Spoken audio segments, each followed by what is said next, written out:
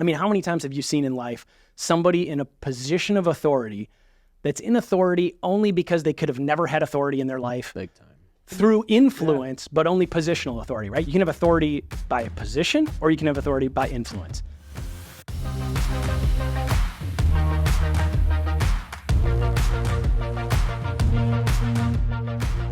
Well, hello and welcome back to another episode of the Pay It Forward podcast. I'm one of your hosts, Keegan Walls, joined here by my co-host, Austin Sewert. And today we have the privilege of having on Josh Neumann, the owner of OneTrust Real Estate. And so Josh's life is defined by faith and family. He's been a husband for 22 years with 6 kids, and he's actually spent over 2 decades in the real estate arena. And so now he's considered a trusted advisor with tons of experience and a strong commitment to all of his clients. He and his team over at OneTrust Real Estate have sold over 2,500 properties. He also has an extensive real estate investment portfolio, and he loves having the chance to mentor and help others to do the same. He loves spending time with all of his kids. He loves spending time out in the woods with his boys. He loves playing music, serving at his local church. He's also used to be a bit of a rock star, and I'm sure we'll get to that later. But yeah, it is our privilege and honor to have on today's guest, Josh Neumann. So yeah, thanks, Josh, so much for coming on today. Yeah, an honor to do this with you. So Awesome. Proud of you guys for doing this. It's really cool. It's a great voice for our community. It's fun, funny, and just great. It's good. You're putting good things out to the world. So Thank you. a positive thing. It's fun. That was the goal. Yep. He brings the serious. I bring the stuff that's the nonsense that people just scroll over. That's what I'm here for. Keegan. We got different giftings. So I'm nonsense. Austin is all business. Yep. Well, Josh, why don't you tell us a little bit about OneTrust, about the size of your team, what you got going on right now? Yeah. So started OneTrust 10 years ago, 11 years ago, 2012. Last year we were a little bit bigger than we are this year, Austin. Yep. Just As kidding. were we. Well, no, I just meant because you were part of us. Yeah. No. So we've got 18 agents currently, and serve Western Wisconsin, Minnesota, similar to you guys. And started out my real estate career with a smaller independent brokerage. Was there for about 4 years. Found really good success. My dad was a real estate broker, so I kind of grew up around real estate. Going to open houses when I was a little kid, watching Packer games on Sunday afternoons with them, and sticking flags out in the yard and all that stuff, So I grew up around real estate and started an independent brokerage. After a few years, I went to another local brokerage, franchise brokerage, different pay scale, different comp plan that I thought would serve me better as my career grew. And I was realizing, when I started real estate, I never thought it would be a 20-year career. I had never done it. I was young when I started, but I had never stuck with anything that long. My wife and I always thought we'd move back to Milwaukee at some point, and kind of circumstance got me into real estate. I was selling cable door to door. So for Charter Communications, and talk about something you're not passionate about. I knock on people's doors and try to convince them they need HBO, which I'm like, you don't need HBO. Yeah. So I did that for a couple years. Didn't like it at all, but learned a ton. I would call my dad, and my dad and I are really close. He was my best man at my wedding. And I'd call him and just tell him how much I didn't like it. And he'd say, "You're cutting your teeth, man. You are learning sales. Just keep going. God's not going to have you doing that forever." But, I knew I didn't want to be a lifer. Hated having only so many vacation days, having somebody watch. I'm not built for that real well. My wife always says I'd be pretty unemployable if I had to do anything other than what I'm doing now. Which, you could do. If I had to do something, I'd buck up and do it. But so ended up getting into real estate. Actually, ironically, I got laid off from Charter 2 days before our first child was due.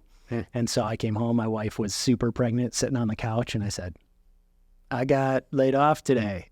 And they told me my insurance was good for just a couple days after my son's due date at the end of the month. Wow. And I remember just thinking, man, I'm never going to put myself in this position, the security of my family like that, and this little family. When you have your first kid, it's so uncertain. There's so many unknowns. You don't even know if you're going to know how to be a dad. You know what I mean? Yep. And then I lost my job, and I was like, oh my gosh. So ended up circumstantially getting into real estate. A flyer came in the mail, and I went and took my class down at TC.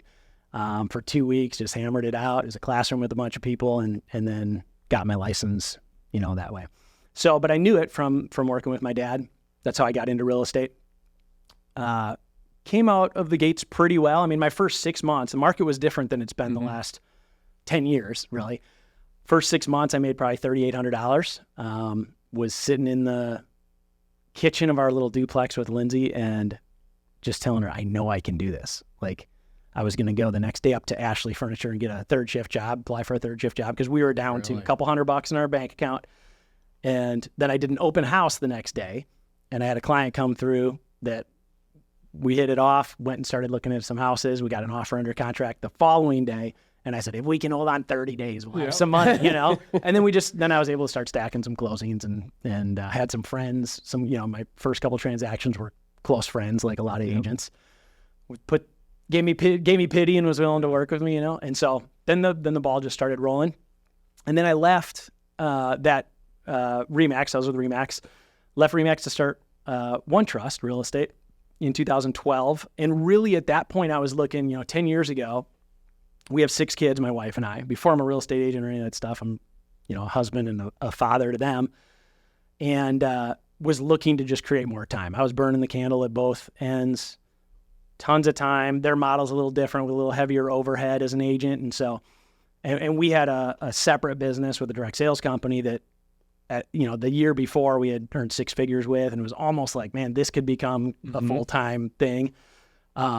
Was paying us like that, but we, didn't make the plunge to do it full time. I kept selling real estate, but was just looking to scale down and not burn the candle so hard and spend more time with my kids. They were 9 to 2 at the time or something like that, 9 to 1. So our kids are all packed in there and haven't regretted it. You never regret taking time with family and creating memories, the Frisbee games and the coaching all their sports and doing different stuff like that. That was part of when I left Remax. I just said, hey, I love the brokers that I worked for, but I didn't want to grind so hard. And after my kids are out of the house, you got all the time in the world to go work as hard as you want to. But there's a short time, and it's all cliche, but cliches are cliches because they're real. You know what I mean? It's like having a kid will change you. Well, yeah, of course. Nothing will ever be the same. That's all true, And so it's, once my kids are out of the house, and now I've got a 19-year-old that's buying his first investment property tomorrow. We're closing on his first investment property. Yeah. Cool. Who do you use for an agent? The best only. Commission was terrible on it, though. So waived all my commission. And I thought it was going to be a slam dunk. It's been a headache, actually. Yeah, really? Oh, yeah. We've had to work, because he does construction, and so he doesn't have the work history. So now I have to go on the co-sign with him, which I'm fine doing, but then you can't live in it. If you co-sign, he can't live in it. So now we have to do an LLC. It's all not a big deal, but a lot of hoops to jump through. Yeah. So we had to go to a commercial loan, but you can't live in it if you have a commercial loan. So you got to form an entity that owns it, and he can rent from the entity. So just more hoops than I thought there would be to get him in there. But yeah, as your kids start leaving the house, it becomes more real, the limited time that you have. So, time flies. It's just crazy. Finite. Yeah. Yeah, kids put it into perspective, I think, more than anything. Because, from the time they're born, those stages go so quick. You think they're going to last, and it's a minute. And my son just turned 2, and it was like, no, he's not. He's not 2. We just had him. And then all of a sudden, he's going to be in kindergarten. You're like, oh, this is exciting. He's in school, and then he'll be graduating and buying his own investment properties, and just crazy how fast time goes. So. I told you that. It's like every stage gets to be more fun. Like you want him to stay 2 forever because it's so cool. Yeah. And I remember that. I remember like playing hide and seek and just the joy of like counting. Yep. Playing hide and seek with your kid. You're counting and they go around or they're counting. It's just like so fun and innocent, but it's like, but every stage gets to be more and more fun. I know, but I'm still in this bandwagon of I will take the 2-year-old stage for like 3 years if I can bypass like the puberty stage. It just seems like that's the one where I'm like, I'm good. You go do your, like, we'll fast forward, but we'll just stay 2 for like 3 years. It just seems glorious to me. The puberty stage has been fun in our house. other than like walking through the application process of deodorant. That is, right. We have 3 in high school right now, 1 right out, and they all know how to use deodorant for the most part, most of the time. Depends how many practices they've had that day. But other than odors, generally it becomes more and more fun. Like wrestling and all the sports outside. Awkward at that stage. Yeah, you just gotta stay. Matter like you just are. Oh yeah. Sometimes you gotta laugh and act like what they said was funny. And Lindsay and I look at each other like, was I like that? And I'm sure I was.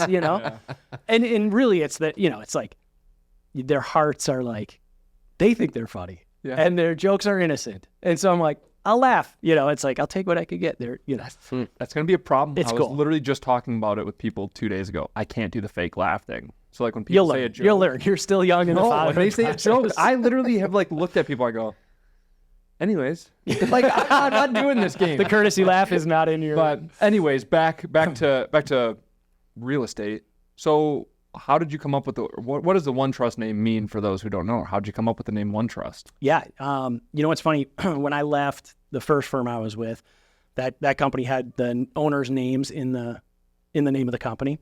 And then RE/MAX obviously didn't. Great brand. Still a great brand in real estate. And I remember going and starting my own and my dad saying, hey, his company was Neumann and Associates, right? And he had 60 agents at one point. It was really humming down in Milwaukee. And I just specifically remember wanting to have a name that sounded bigger than I was, number one, because it was just me and one buddy, that wanted to hang his license with me. But not have my name associated with it because I wanted rock stars to say, hey, I want to go work there. And I didn't want to work for anybody. And at the time there were more local brokerages that were named after the broker. There were probably 4 of them. And I just didn't want to be just another guy that's leading a thing. I wanted to create something where I could attract good talent and good talent would want to stay and that it would be about more than me and more than them. You know what I mean? So nothing spiritual. Sometimes people ask if there's, is that because there's one trip? And I was like, it's a play on words. It works good. Yeah. That's what I always assumed. Yeah. No, I just thought OneTrust sounds noble, strong. And so that is a play on it, certainly, but yeah. Yeah, you don't want to, so you don't like the, working for a company with a name in it. You're talking to a guy that works for the C Word group. Did I just say that? No, I'm just kidding. So it's different. It depends how you're building your team, though, right? I mean, that's branding. Yeah. That's great branding. So there is, when you do, it's much harder to start a brand. OneTrust, like everybody knew Josh Neumann, right? Sure. Yep. But my dad said that too. Yeah. Everybody, how are people going to know you left and started your own thing? Yeah. Yeah, for sure. It was a concern. Yeah. I mean, when your face is the brand and your name is the brand, what I remember Dan Beer saying this, like the absorption or what's the best way to say this? You can enter a market quicker. People will recognize your brand quicker when it's your name and your face versus building a brand that does not have one of those. But like you said, the sustainability long term and the size and stuff like that, we've seen the consequences of that too, of having your name in it. So yeah. Walk us back to the beginning years of real estate. Josh Neumann, what did the market look like? How much? What did a house sell for back then? Yeah. What did that look like? Boy, I see myself as like your peer and like young and cool, but Keegan's shaking his head. Well, thanks, Keegan, for not. Most hosts would be like, "Yeah, me too." No, we're closer as peers than him. Sure, that's true. No, I'm 44. When I started, I had a terrible goatee. I had my ear pierced. We're gonna find a picture and put it right. I should have brought one of my old business cards. Yeah, I'll see if I can find one. In fact, now Dawn Martinez, who's my director of ops, and she's just a saint. She's wonderful. Her and Ray, I had their house listed. Yeah. And this was actually after I was in real estate a few years because I was already at RE/MAX and I had my face on my sign. And her friends came over one morning. She had a bunch of ladies over and they asked if one of Dylan's friends had their house listed. Dylan's like 15 years younger than me, So, that's a compliment, though. Yeah. And my first broker said I needed to shave the goatee, get the earring out of my ear. But I was in a rock band at the time and we were we were definitely trying to make a go of it. I probably stuck with real estate as long as I did because I really thought I was going to be a rock star and at some point I wouldn't need to do it. And so I just kept doing it to pay the bills probably. But market totally different. This morning we had a training for our team and you sit down and we talk about different things. One of the things we talked about was communicating with sellers. In the last 5 to 8 years, you haven't had to really take care of sellers as far as the emotional component goes, because you'd list a house and it would sell in a week. You got to set up some expectations. We were just talking about expectations, right? If you don't have 10 showings, or if you have 10 to 15 showings and you don't get an offer, we need to look at a price adjustment. Well, for 2 years, 3 years, you really didn't have to ever really have the price adjustment conversation with any of your clients, right? So just preparing your clients, but also as an agent, preparing yourself on the front end to be able to have those conversations. Back in the day, you'd list. So there were years you really didn't want listings because you knew it was going to cost you money. You were going to have to take care. You want to care for your clients, and when you want to get the job done for them, but you'd have a listing for 6 months, and you might have 10 showings over 6 months. Wow. You might have 5 showings. There's just no buyers, right? And so it's the exact opposite. It's hard to even fathom that to be a reality in the real estate market, where you just wanted a buyer. If I had a buyer that was ready to buy, I was going to get paid. And somebody comes, hey, come look at our house, we want to list it. And you'd think, oh man, this is going to cost me money. You had to, and the marketing was totally different. You had to pay for ads in the newspaper. You had to pay for your open house listings in the newspaper. I mean, all those things, just a totally different way to market than we have now, you know? Yeah. So your first deal was an open house. Yep. What are some other things that attributed to your success early on in real estate? Had some good friends. My first couple deals were close friends, but that one was the one that kind of got the ball rolling from an open house, as far as just a cold client where it was like, okay, I found a client and now I'm rolling. Good friends. We networked with a small little church. We were going to a small church, and that was our network. I graduated college at UWL, but I grew up in Milwaukee. Lindsay grew up in Milwaukee. We didn't know a lot of people. I definitely did not look like a professional business guy when I was starting. Looked young. People had to, for 10 years, people would, every time I meet somebody new, they'd say, so how long you been doing real estate? You might not get that because you look like you're 45, but at the time, we've had this conversation. We have. You got a baby face. I got a baby face, and I can't grow any facial hair. Yeah. So I can grow pretty good, like 8th grader mustache if I leave it go for a few days if I'm hunting. No stash? Yeah, it's pretty terrible. But that question was always how long you been in real estate? Was do you know what you're doing, and can I trust you to help me through this process, right? So, but the people that did trust me were the people that knew me, and those were really the people from our church or friends I had that graduated college, So I bet if I went back and looked, definitely the vast majority of my first transactions were all friends or people from church that referred me to somebody, get the ball rolling that way, which is probably the case for most agents, that it's friends and family or, their sphere of influence, certainly. Great. Yep. Tell us about the band days. You're making a go at being a rocker? So you're on college, Spotify? We do have a couple of our albums on Spotify. Yep. What's the band name? Poverty. There's a lot of plays on that. We got teased for that a lot, but there was a play on, I believe it's 1 Corinthians 2, 8 and 9, verses 8 and 9. It just talks about, for our sake, Christ became poor so that we could inherit his righteousness, That's where we came up with it. But yeah, we were hard rock, kind of in the vein of Creed a little bit, Linkin Park a little bit. We went, so a lot of fun. I mean, put countless miles on. We had the van and the trailer and did a bunch of touring, did some showcasing for labels down in Nashville and different things. Just never, we got to the point where we were doing the same shows, year after year, we'd go to the same places. And we were able to make some decent money, not totally enough to support 5 families with our sound tech that travel with us and stuff, but a lot of fun. Got to live out a mini dream for sure. You did some cool, didn't you do a couple cool, bigger shows? Yeah, right? We opened for Skillet when they came through. Really? Skillet was, we played with them in Winona. Green Bay, we played a lot, that market. They had a really good radio station that played a lot of our stuff. We released one single across the country that got medium rotation. I've got royalty checks from radio play, which is pretty cool.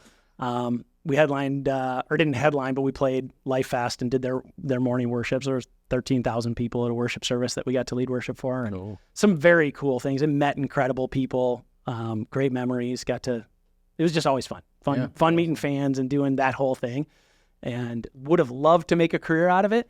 And always, that was the dream and the goal and the expectation. I really thought we had a few times where I felt like we were going to really, there's a totally different music day and age back then. Yeah. but a lot of fun. Yeah. And you were the lead singer. I was the lead singer and guitar played guitar. Yeah. Do you think you could have made a career out of it if you would have kept going, or? I think, you know the band Goo Goo Dolls? Yep. Okay. So they were like a grunge band that played for 25 years probably Really? before they hit it. It might have been 20 years, whatever it was. They were a band for a long time out of Buffalo, New York, if I'm not mistaken. They played little dingy clubs, and sometimes we'd play where we had 2,000 people at a show and where we're opening for somebody, or we'd go play somewhere and there's a few hundred people and people are singing along when we're playing. It's like, dude, these people know our songs. This is awesome.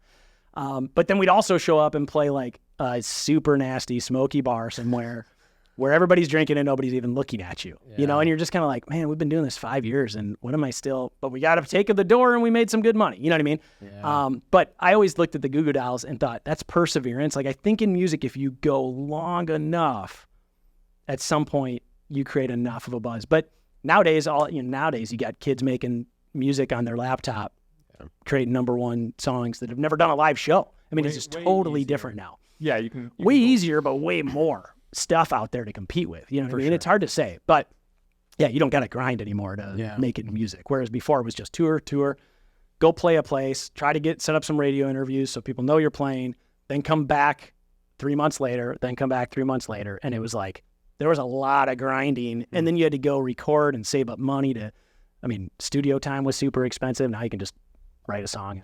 You know what I mean? So different day and a lot of how many years work. How many years were you in the band? We started in 19. This is 19. I'm starting in the 19s. Last century. I was alive in the 19s. Were you alive? Okay. I think like 1999. So the very end of the last century. And then were you 3 years old? Oh my goodness. Kindergarten. I was in college, so it wasn't like I was an old man. Yeah. But, and we played probably 5 years. Did 3 albums and a small short demo, so 3 full-length albums. And it was fun. It was great. Great experience. It was fun.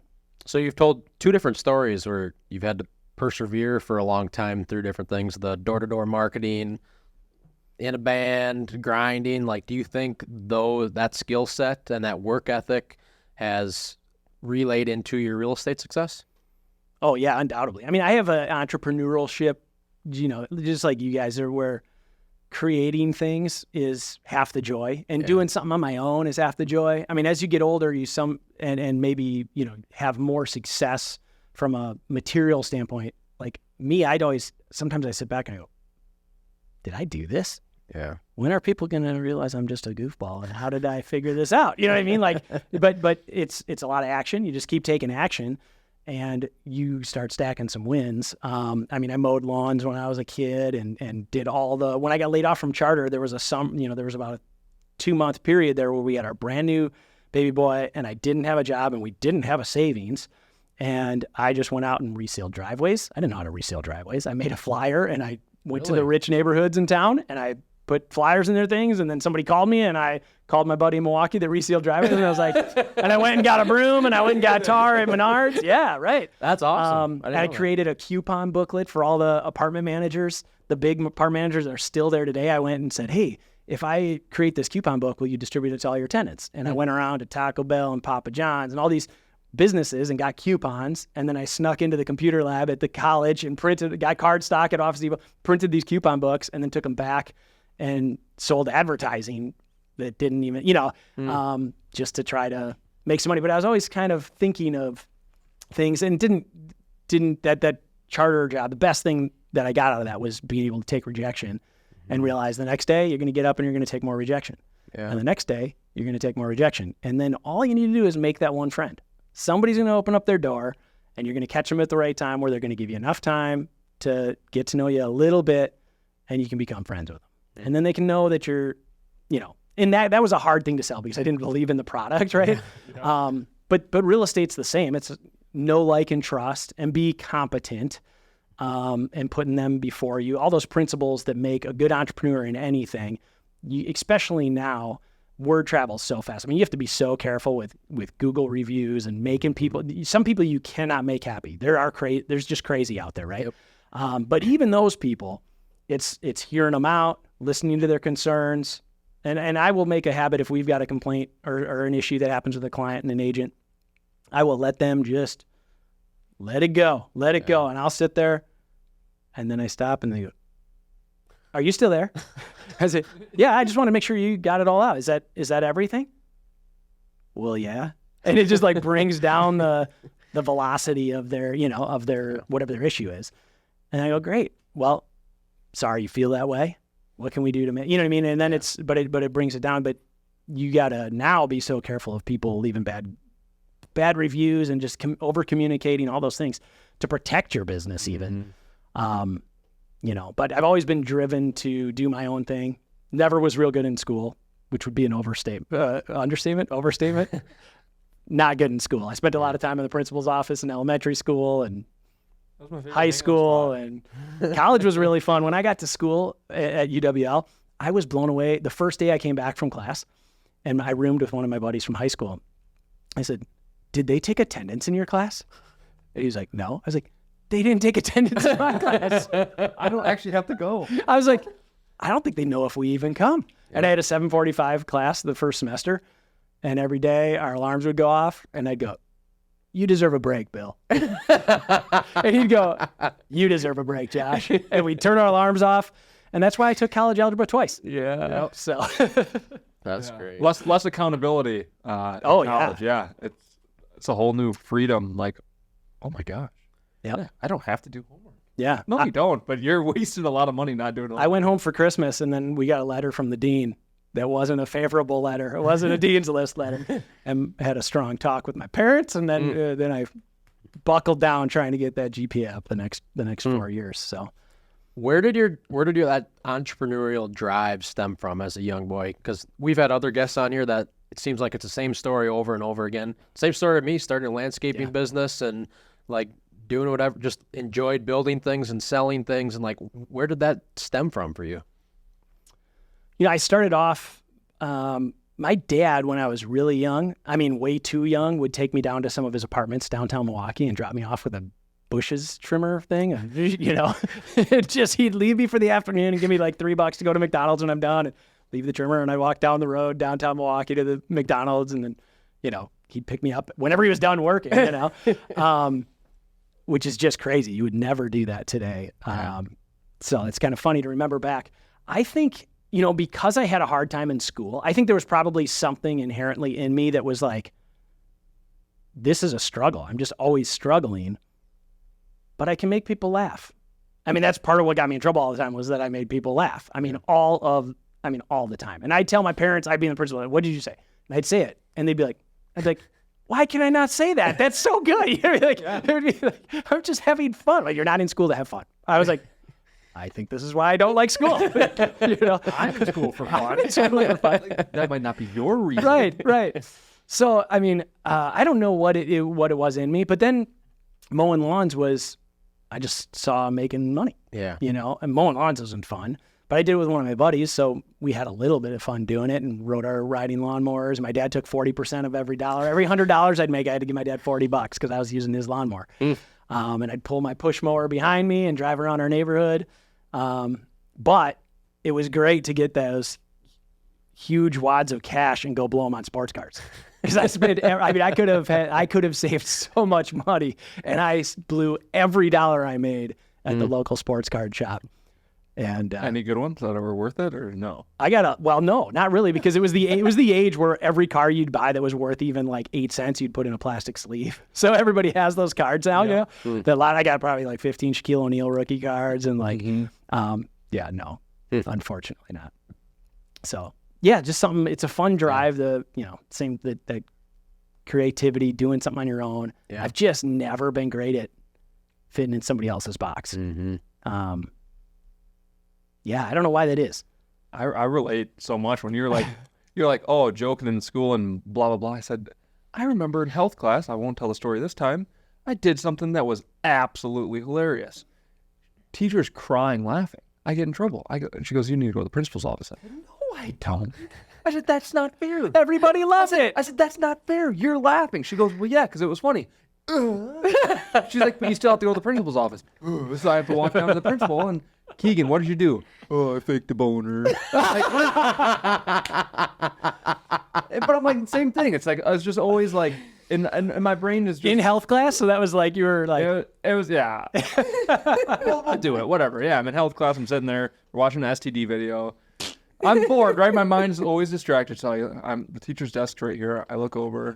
There's like a thing. There's just a marker. Again, there's no like. It's not even well thought out, right? My brain is just like. oh yeah, no, usually like, they're not well thought out. Marco, do it. So I just see a marker and I go, I'm gonna put that in my pants. So I grab it and I put it in my pants. So I'm sitting there. I kind of lean back. I'm pitching a nice tent, and I just sit there. And the teacher gets up, pauses the video. Teacher I see her eyes go down, and I'm like, I got her. Her eyes kind of look back around. She's all nervous. Then she looks down again because she's like, oh, it's Keegan. He's just being dumb again. She just starts laughing. And then I caught, other people noticed. And you started walking around the class. So I stand up and I go, you guys, we're in health. Sometimes you can't help it. Sometimes it just happens. And so I made this whole scene, had to go to the principal's office, and then go down to the principal's office. Keegan, what'd you do? I said, I literally said to him, I faked a boner. He goes, okay, but they like me. So, you can't do that, right? I said, yeah, I know. Okay, go back to class. I go, thanks. They're like, yeah, it is kind of funny.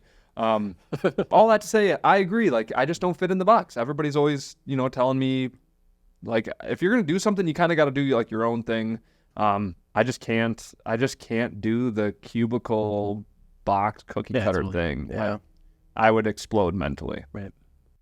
So throughout those early stages of your career, was there one turning point that shaped either the direction of your life or the direction of your career in real estate? I would say, from two standpoints. The trajectory of my life, when I started taking things serious, because even when I started real estate, when I was pursuing the rock and roll dream, I didn't ever think I would really like make a career. I was making money for the first time in my life, but I didn't think it would be necessarily a career. Yeah. My wife and I got involved in this direct sales company, Advocare. And it was great leadership, great friendship, really good relationships. And it really caused me to mature a lot because you really had to, and that was, again, as far as rejection and cutting teeth, self-awareness could have been a little bit, accentuated a little bit more. Mm-hmm. But I was coming home from a conference one time from a business perspective, big turning point, coming home from a conference one time, and somebody handed me a book. And I was an English major, graduated with an English degree at UWL. And this is probably terrible to say, but I got through my English degree without reading any books, pretty much, which is like, we did a lot of literature classes, I was able to somehow navigate those classes with it. I didn't like reading ever. And I've got some, I have some trouble reading sometimes where letters I don't have dyslexia, but sometimes they get scrambled. I'm not the best reader in the world is the best way to say that probably. But this guy hands me this book, and it was by a guy named Andy Andrews, The Traveler's Gift. And he had spoken at the conference. And I don't remember even who gave it to me. It must have been a leader in the company or somebody, but he said, read this book. This is his book. And I read part of it on the way home from on the plane, and then I finished that book. And I've read The Traveler's Gift. I can't even tell you how many times, probably 15 times. Incredible book, personal responsibility, and just a lot of principles that are great. And it reignited, I was 28 years old then, and I had not read a book since college. And I was the guy that would be like, read a book. I'm never reading another book, Yeah. But the wisdom you can pull from books, I mean, to me, it is like, you've said on other podcasts, like what you can grab from YouTube and other places now and learn now is just, it's great. There's no excuse to not find success, to be able to be successful in something. But started reading and realizing that you can grab all of the knowledge and wisdom that author has, that they've accumulated for years, they put into a book, and you get it for $20. Mm-hmm. That person's life work. You know what I mean? Yeah. So that really changed the way I grew from a business perspective, and the things that I learned from reading just totally changed, business-wise, definitely changed the trajectory. It's funny from that, that interaction with that guy where he selflessly gave me that book, not even knowing me, I don't think. We had just sparked up conversation, I think, while we were waiting for the plane. Totally changed it. Business-wise, I've had so many good mentors. My dad being number one. My oldest brother is an entrepreneur. I got two older brothers. One of them is real entrepreneurial, and we get along. I get along great with both of them, but he's more entrepreneurial. And just, I remember when I was early in real estate, we were golfing up north at my parents' cabin one time, and he was just talking to me about integrity, doing things the right way. To the point of, this was back where you used to make long distance phone calls. Now, you don't have that. And you'd have cell phone minutes that like only until 7 p.m. or after 7 p.m. you had unlimited minutes. You'd I watch remember 500 those days. minutes. I'm not old enough to not remember So those. But I remember him telling me, like, don't make long distance phone calls on your firm's phone. That is not that's the business. You don't make personal calls on the, and it sounds so funny, but even like taking pens and making copies, personal copies, he's like, you don't do that stuff. You go talk to your manager, see if you can pay the company for him. But it's just like instilling in me principles that I still remember to this day that meant a lot then. Like, wow, okay, I didn't even think about that. You kind of do what you think you can get away with as long as it's not hurting anybody or whatever. So very good mentorship. From a personal standpoint, who I am and the confidence I have in myself has always derived from my faith, right? Who God says I am is more important than other people. But I've had also, I want to be liked. I made jokes when I was a kid because I wanted people to like me because I wasn't smart or athletic, but I could get people to laugh and I could be you know what I mean? And so I think that stemmed from wanting people to like me. I'm the youngest of 5, so I was always all my brothers and sisters, really intelligent, pretty high achievers. And I thought they were like the greatest people in the world, And so I think I had some insecurity issues from that and finding my confidence in who God says I am, my faith and how loved I am. Like we were just talking about before the podcast of like, God can do things in your life or show you things that, number one, just affirms the reality of him being real, right? Because you always have, no Christian goes through their Christian journey without having doubts sometimes of like, what if what I'm believing isn't even real, right? Every now and then he just gives you drops of something you need. But I still always kind of struggled with a little bit of insecurity, I think deriving from being the youngest kid. And I ran for school board a couple years ago, and that literally changed parts of my personality. I ran for school board because I went to a school board meeting and just brought to the attention of the school board that they were doing a COVID policy of having the windows open on the school bus where my freshmen drove 2.5 hours to a basketball game with all the windows down in 2-degree weather in February. Because it was a COVID policy because they wanted airflow, right? Well, it was a COVID policy put in place in September, fine policy in September, not great in the winter in Wisconsin, right? And then the next day, I posted something about Facebook, a whole bunch of people commented, and then the school district came out on a Sunday afternoon and said, with cold weather coming up in the next couple weeks, we're going to change our policy on the windows. And I'm like, it's been cold since November. Like, somebody just say, hey, whoops, we forgot about this. And everybody would have been like, yeah, totally, roll up the windows, no big deal, nobody, So I ended up going to a school board meeting and just saying, no, when leaders are wrong, we apologize for being wrong. And then people trust you. That builds trust. When you fault in some area and you apologize and admit your fault and then say, here's what we're going to do to correct it. People go, great. People are gracious when people, every person, anytime I've goofed something up and I've apologized to people, I don't know if I can remember a single time when somebody said, go screw yourself. They say, forgiven. Let's move on. You know what I mean? Mm-hmm. So I started getting involved and going to school board meetings and just kind of carrying a voice from every time I would say something, I got a whole bunch of messages from people saying, thank you so much. Thank you so much. I can't say something because of this, or I'm a teacher, or I work at one of the hospitals, or this or that. And I kept thinking, I've got a business that I can lose. Yeah. Like, you can speak up also, but very few people wanted to. And so I kept going to these school board meetings, and eventually I decided, but I don't know why, I decided it'd be a good idea to run for a school board, which then probably, started the worst 6 months of my life, literally. I mean, we got death threats. I got death threats in my Facebook and my Instagram, and people making up just atrocious lies about me being a racist and all sorts of just crazy things. And I'm like, I live in a town of 10,000 people. I just want to go on the school board. This is crazy, right? And there was a lot of other stuff that came out of that. But what I ended up learning is, and I took a lot of time, way too much time trying to appease people. So people would send me a Facebook message just railing at me on something. And I'd say, hey, if we can agree that we might not agree on some things, but at the end of this, that we both are doing what we think is best for students, I'll have a conversation with you. And the people that did, we'd get to a place of, cordial dialogue where they'd say, okay, yeah, I still disagree. You're not the jerk I was told you were, right? But there were some people that it didn't matter what was said. And the vitriol on the attacks where I wasn't sleeping. I thought I was dealing with it okay. But after it was done, a lot of people close to me said, we are really glad this is done. Like, we can see it in your eyes. We can see it in the way you carry yourself. You're drained and you're exhausted. You know what I mean? But it changed my perspective on my core convictions are really all that matter. And everybody agreeing with that isn't even a possibility. And I don't need everybody to agree with me. I don't even need people to like me. I want my wife to like me and respect me. I want my kids to see a dad who stands up for what he believes in.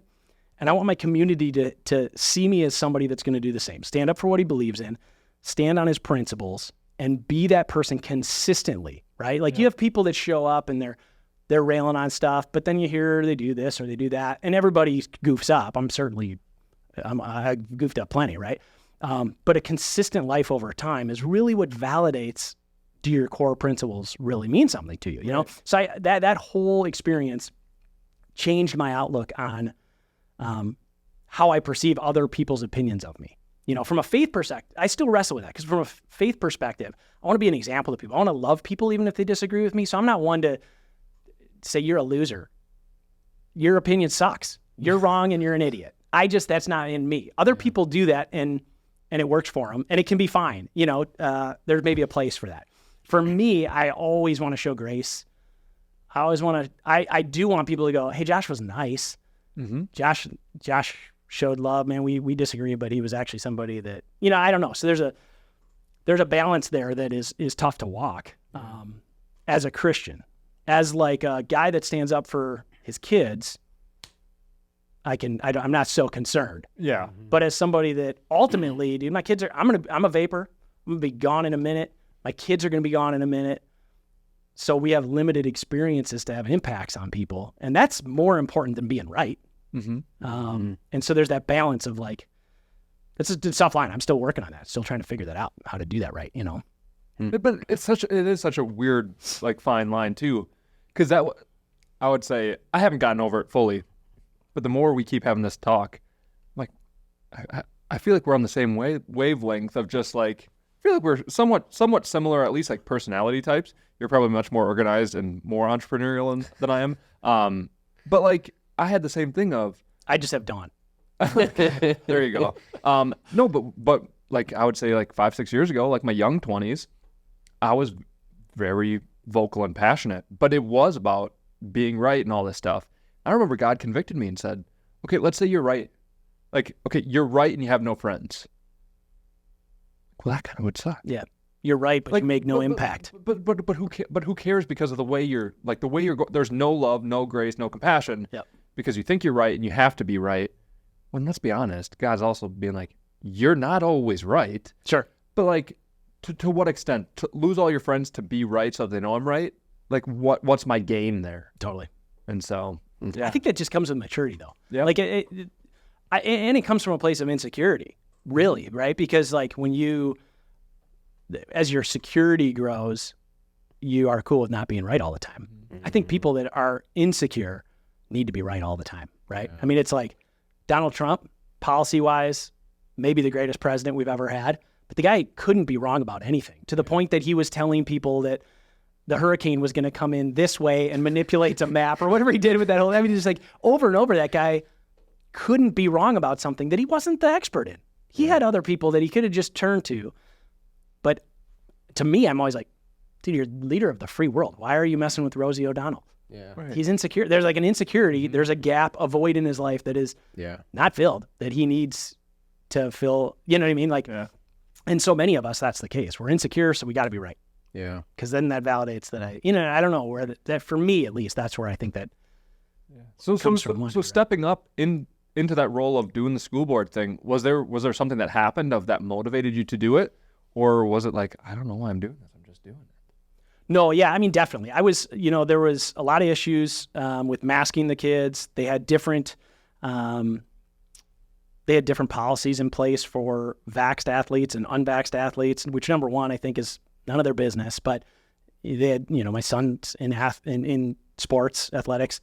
But if you're not vaccinated and somebody in your class gets COVID, you have to go home for 10 days. If you're vaccinated, which means you can't play sports.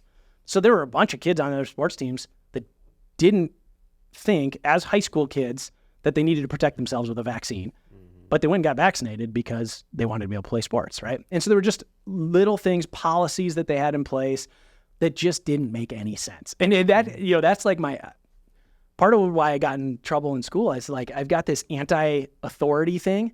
Yeah. Keegan? Dude, come on. So, and only if I feel like the authority is wrong in some way or expressing authority. I mean, how many times have you seen in life somebody in a position of authority that's in authority only because they could have never had authority in their life? Big time. Through influence, but only positional authority, right? You can have authority by position, or you can have authority by influence. Authority by influence, you can help people do what you want them to do for their well-being. You can influence them to do it because they respect you. You earn influence in their life, right? Positional influence is a boss or some whoever. They have authority because you got to listen to them, right? And so often when those people are in that position, they deliver their authority without real concern. You don't have to have the same concern as you do when it's influential authority. Because if you're wrong and I try to influence you guys, you want to do something because you respect me, but if I'm wrong, you're not going to do it. If I'm your boss, doesn't matter if I'm right or wrong. You have to do it, right? Yep. So, I told you so. Yeah, and so I had a lot of problems with what I saw in our district of people in authority that never could have earned that authority by influence, by respect of people, right? And so I like to press those buttons. There's something in me that, and it's to open other people's eyes. Like, no, like, anybody else seeing this? The emperor doesn't have any clothes on. Yeah. Nobody else sees this. And so I like to push those buttons. Like at the basketball games, the policy when you're watching your son play basketball is if you're eating, you don't need to have a mask on. If you're not eating, you have to have a mask on. So we get to the game and I give my kids $6 and they buy 6 bags of popcorn and we eat popcorn for an hour and a half because it's the dumbest rule in the world. Yeah. Like, it's safe if I'm eating. I can eat and not have a mask. So all those things that eventually there was another guy in town that was also a vocal dad and just not liking the things he was seeing. And our school board is 100% leans very liberal. There is not a balanced, equitable voice on the school board. And so he said, hey, I think if we don't do this, nobody else is going to speak up. I've never wanted to get involved in school politics at all. But it was really the way they were keeping schools shut down and there were just a lot of things with the COVID stuff where if you read and research, the things they were doing didn't line up with it. Yeah. And so that's why I ran. I just felt like, and enough people were giving me confirmation of, we feel this way. Somebody's got to do something. Somebody's got to say something. So it was like filling a void that nobody else was stepping up to fill. Totally. And then in the same vein, though, during that time, because you said it was obviously super difficult and tough for you, like where did you find the line of like pushing buttons, but then kind of like what we've been talking about of like the Christian duty of, I don't know, I lean more towards being a punk. So sometimes I push buttons and then the button like gets a reaction. I'm like, and I really like, where it's like the integrity thing that's like, okay, I poked it once, now let's be gracious. I'm like, I kind of want to just keep going there. So where's the line of that in community and I don't know if that well, there's definitely people that don't like me. I mean, I still show up at places and get sneers. In fact, we were just walking the Oktoberfest parade, which is like the most joyous day in La Crosse County. Everybody's having a good time. I was in this inflatable blow-up costume. I don't know if you saw that. Yeah. And there was some lady from Holman heckling me about the school board. Oh my gosh. It was, I was like, what? I like went over because I almost didn't think I could hear her correctly. And she was just laying into me. And I was like, gosh. How bitter. That was 2 or 3 years ago. Yeah. And this lady's still angry about this, And so it's just funny, the bitterness. The vitriol was what was so weird. Because I always felt like, I never raised my voice at people. And when I would express things at the school board meetings, it was fact and it was leadership. Really what I saw was a big lack of leadership. And so it was, here are some principles to lead better. How about we do this? How about we, And, but the response to that was, you want to kill children. it was like so irrational. And the separation was so irrational that it was like, it definitely made things bubble up in me, but it was so clear that a response, no matter how well thought out or emotionally strong, would make any difference.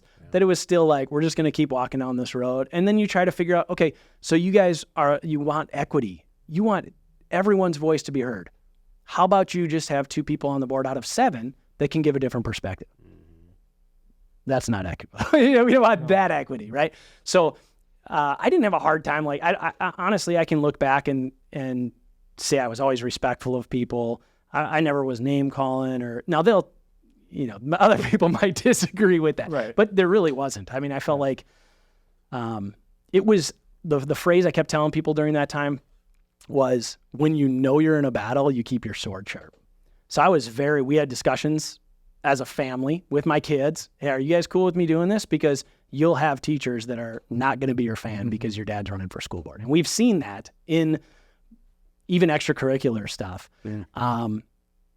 But my kids were all on board. They all also saw what they thought were injustices and things not being fair. And we're all like, hey, whatever, however it affects, we'll bring it home if we don't like it. We're a homeschool family for our younger kids. So we've got 2 that have graduated from public high school. But again, I just cannot, there's something in me, I can't sit back and just watch injustice happen or things that inept leadership just bugs me. Yeah. It's like, I love following good leaders, and a good leader can get me to do just about anything. You know what I mean? Inept leadership, dude, I'm out. You're not going to get anything out of me. Just totally unmotivated, and I'll go find somewhere else to lead. You've seen that, and both of you guys in places where you've been somewhere and you want to go do whatever. Yep. That's not why you left our team. That's why I left. So one thing I've admired you for, Josh, is the influence that you have far beyond real estate, right? Sure. You can teach somebody to be a good real estate agent, but I admire you wanting to have influence in other areas of their life. So share, there's some cool stories that you've had from being able to lead a group of people and influencing them beyond real estate. Yeah. Yeah, it's fun to see the ripple. Like, Lindsay will say that to me sometimes because you like to, whether it's as a man or whatever it is, you like to know when you have influence on people, you want to be appreciated and be recognized or whatever that is. And Lindsay said to me the other day, it was actually when Spencer was on the podcast, right? Okay. And I thought, how cool. These are 3 guys here that I had a small role in, at least some of their success real estate wise. And she just said, it's cool to, whether you overtly, whatever, get credit for something, it's fun to watch as you've been doing this for 20 years to see the ripple of people you've been able to help better their life. That's what it's really about. Leading a team, we've talked about this. You count the dollars on leading a real estate team, and sometimes it's like, I should do this myself and just go sell some more houses. Yeah. It's not. It's so cliche when people say it's not about the money. You don't run a business unless you're going to be profitable. I wouldn't do it if I didn't make money. It's not something I would do for free because it's not that fun. It's also not the most lucrative thing. It may be it just depends how I've always erred on the side of being more generous, and part of my pay is the influence that I have on our team. Having agents come in and bear their issues and being able to cry with you. Somebody left my office the other day and I thought, there's very few other places where somebody is willing to come in and talk to their boss about this and be open. And Dawn, she's having a surgery today. And last week at our meeting, we were just kind of forecasting where things are going from a logistics standpoint for all the things that she does. And I'm picking up some of the slack and some of our assistants are, but just have patience, team, because she does a lot, right? But then one of the agents said, hey, can we pray over Dawn before at the end of the meeting, right? And so we all came together and prayed for her. And I remember thinking, I've built what I was hoping to build. This is culture is something you throw around. Everybody throws around. Yeah. But when you see it played out and you see agents treating each other the way you want, that's a proud moment. They're giving them praise for something they did instead of the animosity. Other places I've been, there's a competitive spirit and so outside of it, it's just work it's just a vehicle, like OneTrust will be, maybe someday I sell it or somebody does something with it. I haven't really even, contemplated too much about that, but people won't remember OneTrust Real Estate. People don't remember who had the most sales in 2005. I have no clue who had the most sales in 2005, or 10 years ago or 3 years, you know what I mean? And real estate can become a very ego-driven business, big time. You put your face everywhere, you put your name everywhere. It's all about statistics and it's about accomplishments. Part of that is in an effort to earn people's business so they know you're competent. But it also feeds ego. I mean, you go to conferences and it's who's speaking on stage and awards and all that stuff. All that. We're just a vapor. Maybe it's getting older, but you guys know this. That's wisdom, right? Proverbs. Nearly every day for the last 20 years, over 20 years, I've read a chapter of Proverbs every day. It's part of my quiet time. Not every day. You know, I've missed some days, but I've read through Proverbs hundreds of times probably, and over it talks about wealth being fleeting. Wealth quickly gained is quickly lost. Talks a ton about your children being your crowns. And impact and your, the quality of your relationship with having a good wife, all these things, humility, over and over, humility, and how short life is, that we're a vapor, So it's like the things I want to create memories with my kids. I want other people to, again, very cliche, but I want to leave people better than they were before they came, right? I mean, like when we were going through that transition and you were just like, man, I just feel like I really want to start my own thing, have my own brand and go for it. And I've had, I don't know how many people leave me, and I left people, right? I had people that poured into me and I left them, right? So I've always been like, it never feels good when somebody leaves, but I've also been like, I left people. So I can't be, but I left people under I left 2 brokerages and they were opposite experiences. One was, you're not going to be successful if you leave. The other one went, people are working with you because you're you, not because of the brand that we have, right? And I've always believed that God will take care of us. We live in America. Like the poorest people in America have smartphones. You know what I mean? So it's like, we'll be fine.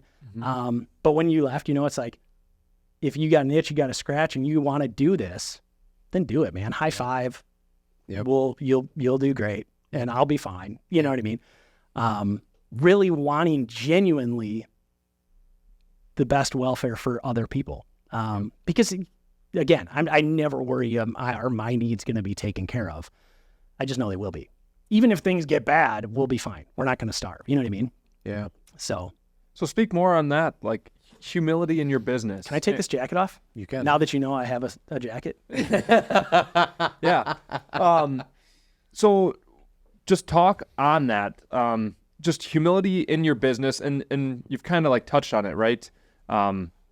You see things far beyond just real estate. Like you said, real estate is just a vehicle, but your true passion, desires, all that stuff goes way beyond real estate. So maybe talk a little bit about what you've been learning about humility and more of like the leadership aspect, not just in business, but in your life, right? Like being a follower of Christ, being a good husband, being a good dad, because whether or not people watch this for like the business expertise or the entrepreneurship tips, like everybody also, like the whole goal of this podcast is it's success, but success. Hello, here we go. Success goes far beyond money.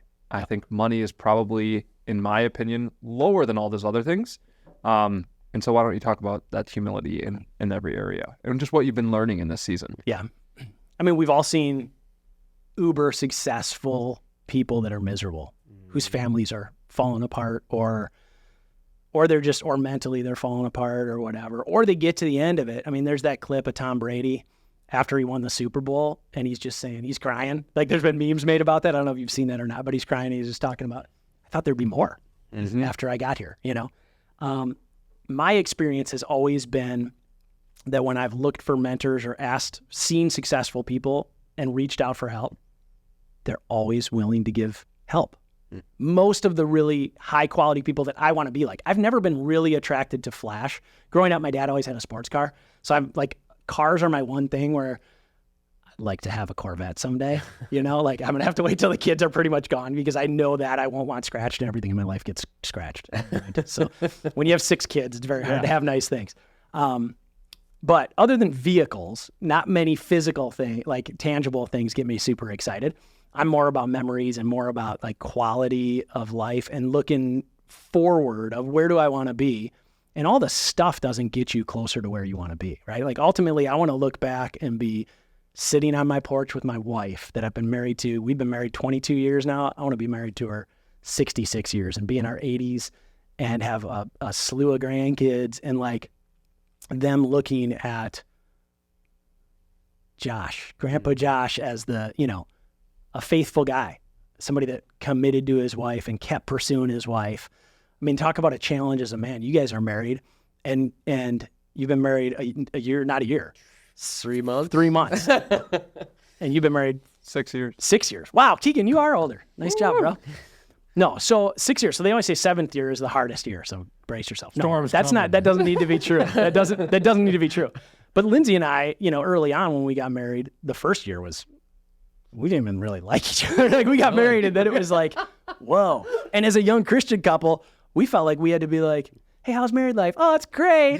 And then I'd stay at band practice late until I knew she'd be asleep because I didn't want to come home and talk to her. Like there was just some weird, we don't even really know, but it's like you don't know how to resolve conflict yet. And things we carried into our marriage maybe made some issues. It wasn't like we could even really unpack it. But at one point we were walking through our kitchen and we like shoulder checked each other. And I remember turning around and being like, all right, we got to deal with this because we're not getting divorced. We made a commitment. We're not even going to speak about that. Mm-hmm. And we sat on the couch and we kind of just pressed the reset button without knowing what we were even resetting and just kind of cleared the slate. And our marriage has not been peachy. There have been plenty of times where we've had to have some knockdown drag-outs and there's been tears shed and whatever. But we know where we want to be in 40 years, right? And we don't get there by not resolving issues. We get there by doing the work and building being the example to our kids that they need to have. If we give up on this thing, they're going to give up on that thing, right?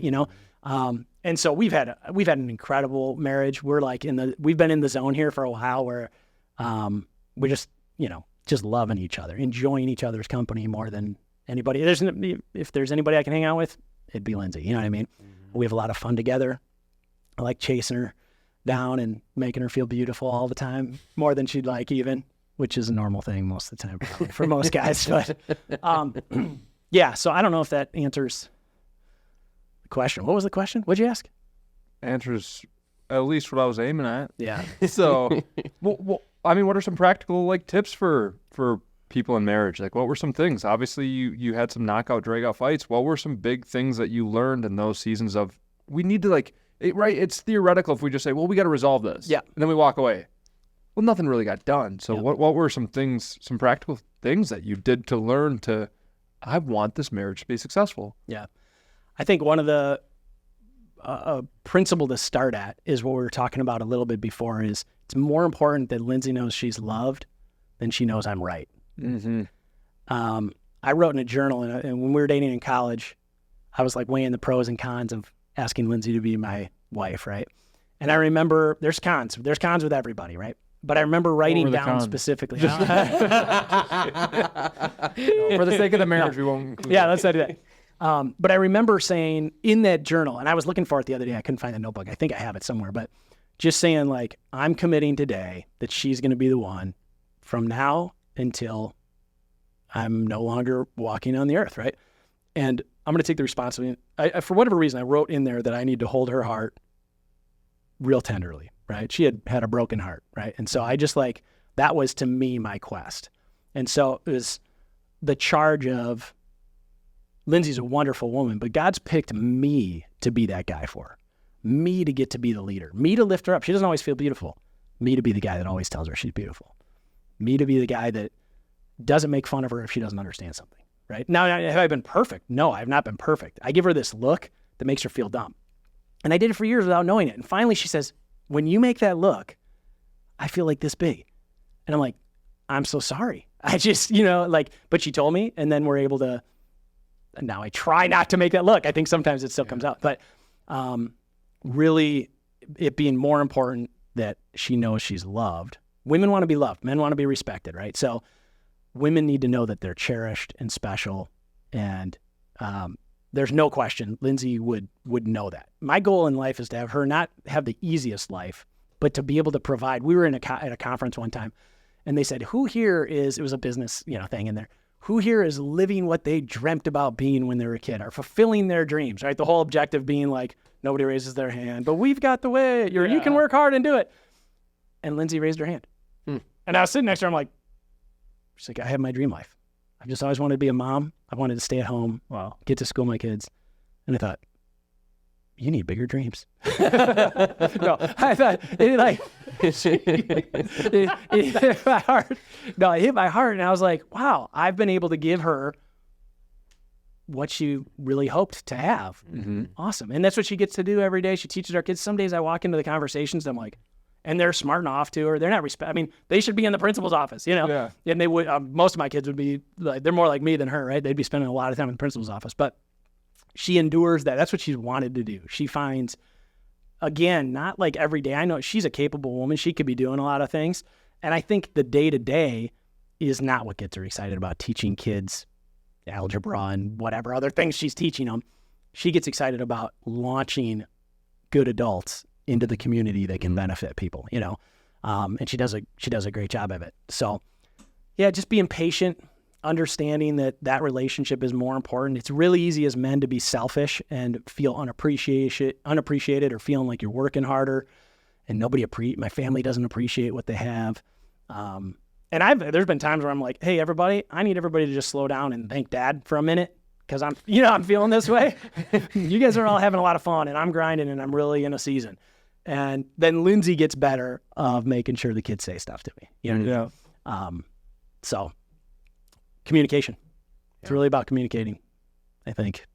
Yeah. I don't know if you've figured that out within your first 3 months, but Work in progress. Yeah, and it will be. Yeah. I mean, you'll be so much different. Yeah. We're we are almost completely different people than we were 20 years ago when we got married. But it's if done and like pursued, it's better and deeper, right? Like 100%. You get the honeymoon stage and then that goes away. But then everything else is like the experience and the time and the beauty of getting over the obstacles and getting over the adversity and the huge major fights of the D word doesn't exist in our house. Yep. That D word being divorce. Like it doesn't exist. Like we are going to get through this, and you always come out better because of the work that was put into it. And like, diamonds are made under like great pressure, and that's what you want your marriage to be, this beautiful thing. And it takes work and it takes whatever. It takes investment, right? I mean, like we talk so much about investing, and every seed you're putting into your marriage is an investment into what that's going to be down the road. And there's nothing in your kids, investing time in your kids, all those relationships. That's so huge that the fruit that can come from that is really the things that feed you and bring you significance and bring you real joy. And it does after, like I can say that when I look at Lindsay now, she's more beautiful now than she was when we got married. I see more beauty in her. You know what I mean?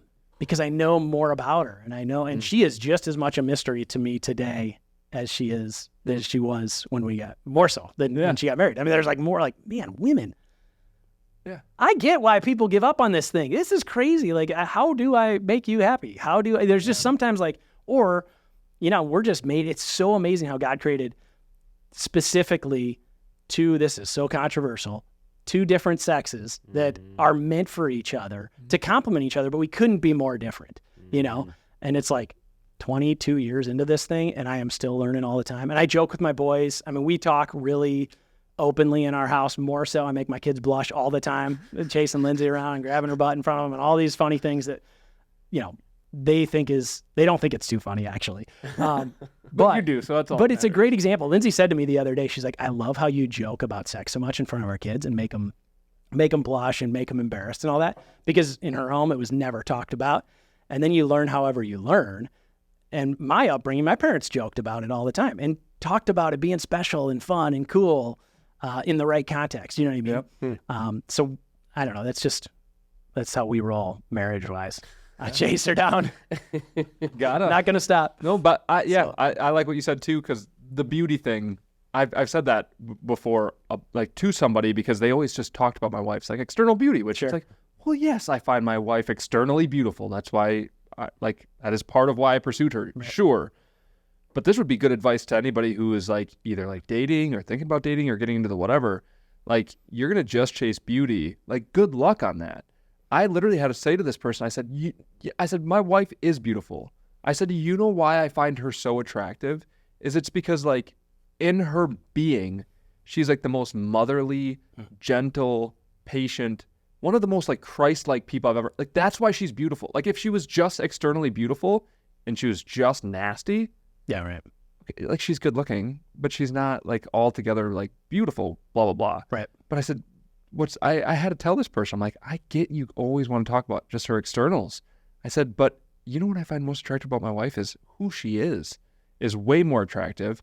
And I find her outer beauty radiant. Sure. So yes, her insides are even better. Like, Yeah, totally. her heart is even better than that. And yeah, marriage is awesome, man. Yeah. Wives are cool. You know how many times I've gone out with clients and I've come home to Lindsay and said, I'm so thankful for you. Yeah. There are a lot of women I could not be married to. And she puts up with all my faults, Right. too. And, That's what make them even better. Like, I don't know how Brooke puts up with me. I always I joke, think she's Lindsay gonna- and Brooke are probably pretty similar. I said, like, she's going to get a mansion in heaven because I believe God looked and said, like, all the people are like, somebody needs she's going to Keegan. get to heaven one day and be like, you were the one that was in charge of him. Who do we give Keegan to? Hey, start building our mansion right now. Yeah. Amen. Well, anyways, I mean, It's great. yeah, just leave us with one tip, or it can either be like one piece of advice you just say to somebody who's either thinking about starting a business, starting real estate, entrepreneur, husband, life. Yeah. You get to pick one. You only can give one piece of advice to close us out. I think one thing that's really important if you have goals and you want to get somewhere is having some core principles, knowing what's going to be non-negotiables for you.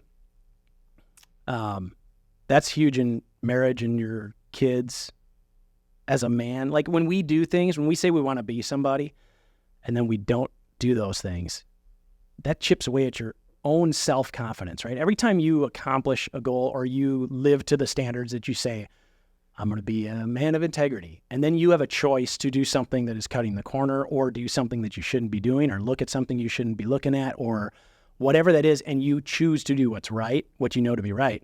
That builds confidence. It confirms in your mind who you say you are. You live out that action confirms that and gives you more confidence to continue down that road. For a long time, even with OneTrust, like I would say, what makes OneTrust different? I'd say our company culture makes us different. What's that mean? Yeah. You know what I mean? But then I wrote out recently, maybe it was 2 years ago, wrote out core principles. We have 5 core principles. And now we have standards.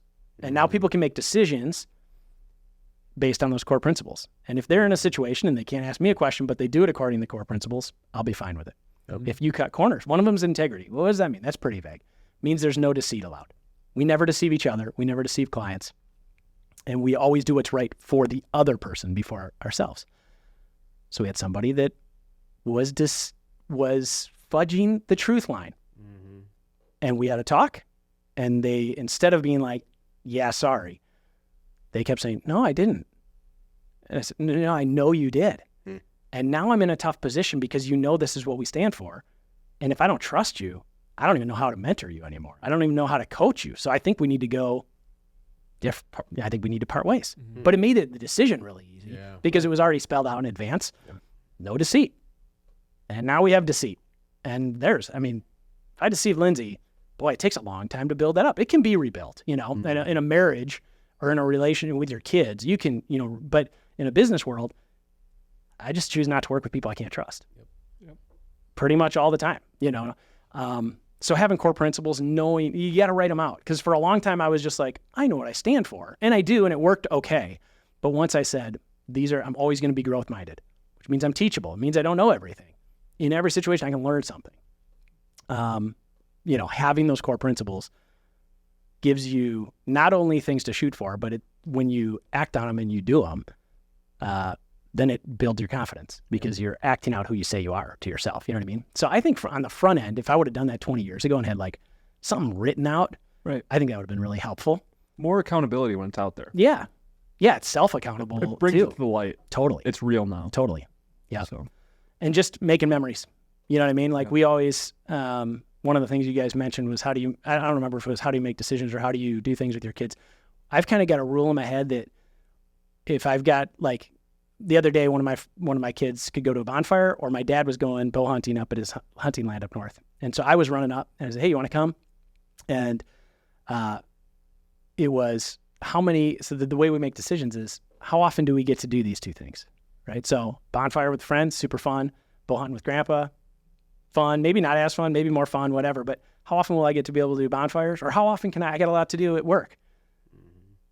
Every day there will always be more to do at work. But I can get home and get to my son's XYZ, or I told my son I'm going to help him check his oil tonight. That won't be that fun, but how often do I get to do that? Not very often, right? So in the quest of making more memories, which things do I not get to do as often? We got a movie night all the time, but how often do we get to go do the apple orchard or whatever it is, right? Is trying to do the things that you don't get to do as often. That's like 99% of the time. That's the right decision where you'll be able to stack more memories that way. You know what I mean? And it sometimes gets you to do the thing you don't want to do that'll take a little more work too. You know what I mean? Sometimes it ends up being more fun. And it usually ends up being more fun. Totally. So the whitetail deer rut only comes around a certain time of year, so you should just take off from next week, the next 10 days, basically. Thanksgiving, right? Exactly. Because that's what I'm doing. Totally. I've only gotten out a few times, but me too. It's coming. Hard the next totally. Me too. So, yeah. I got one target buck. Hard pass. That's all right. So Well, once you thanks have for being kids, here, Josh. once you have kids and you make them hunters, then it's a dual purpose because then you get the memories with the kids. And I can tell my wife, we're going to go hunting together, even though he's in a tree stand across the land. It works so good. I have one final question for you, and this is probably for more me than anyone, but for someone who aspires to start a family and also have a business and influence the people that I work with in business, but also in my family. How do you, like, if you can develop monetary success or financial freedom in business that gives you the time freedom to be with your family more, would you ever regret not having enough influence on others more so than your family? I don't know if I worded that the right way or not, but if you say you own a bunch of rental properties and you're good financially and you don't have to work and you could retire at an early age, would you ever regret not making a big enough impact on others, but being able to be there 100% for your family?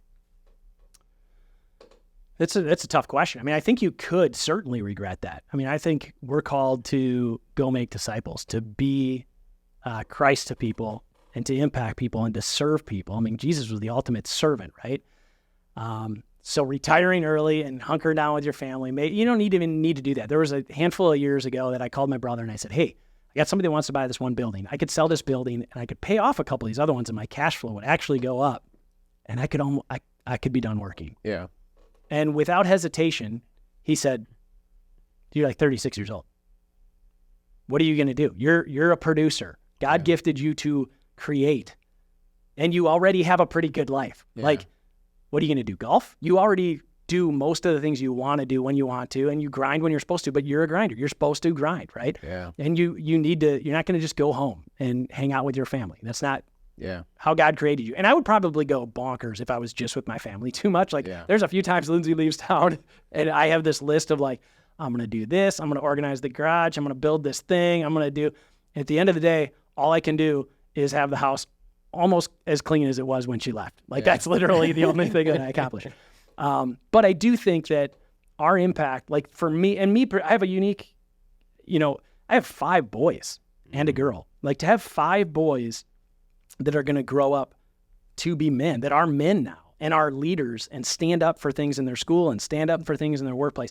To me, early on, I realized, wow, I don't know why I got 5 boys, but that's a responsibility. These are 5 boys that are going to lead their family. So I'm very intentional, I think. I could be better, certainly, but my primary focus is my family. Mm-hmm. Without question. I think the way to answer that question is, would you regret not having the impact on the community and other people? Maybe. Would you regret not having an impact on your family? 100%. Yeah. Right? You hear those stories all the time. So for sure, I want my impact. The most paramount thing is my family having enough dad. Looking back, being like, Dad was around. Dad wanted to do things. Dad had hard conversations with us and asked us tough questions. Dad really modeled what it's like to love his wife. Lindsay and I have not raised our voices at each other. I mean, I think that's one thing as a married man and the leader of that couple, we can crush our ladies' hearts by raising our voices to them. Mm-hmm. We can make women feel really dumb really fast by just using words that cut. And that's pretty much like illegal. Like we don't raise our voices. I don't think our kids have ever heard me raise my voice at my wife for sure. There's been occasions where I raise my voice at them, but it's not even raising voices the way that I had voices raised, right? Yeah. So I think that's an important thing as married husbands. Just make a promise to yourself. We can talk about this. Yeah. She'll know when I'm intense and when I have conviction on something. But Lindsay and I can't even tell you when we've raised a voice at each other. And that's something, again, just caring for each other, that it's important above all the other relationships. Yeah. How she and I are we always say, your mother and I are going to be around a lot longer than you guys are. After you guys are gone, it's still going to be us. So out of our room, we need to talk for a while. So, you know what I mean? But yeah, exactly. But yeah. Sounds good. Good stuff. Well, thanks, Josh. Proud of you guys. Appreciate Keep up the hard work and giving the voice to the people. Perfect. For the people. Thank you. Hey, everybody. Thanks so much for tuning in. We sincerely hope that you found value in today's episode and learned at least one thing that you can take back and implement into your lives and businesses. As always, we appreciate your support and hope you can all find a way to pay it forward this week.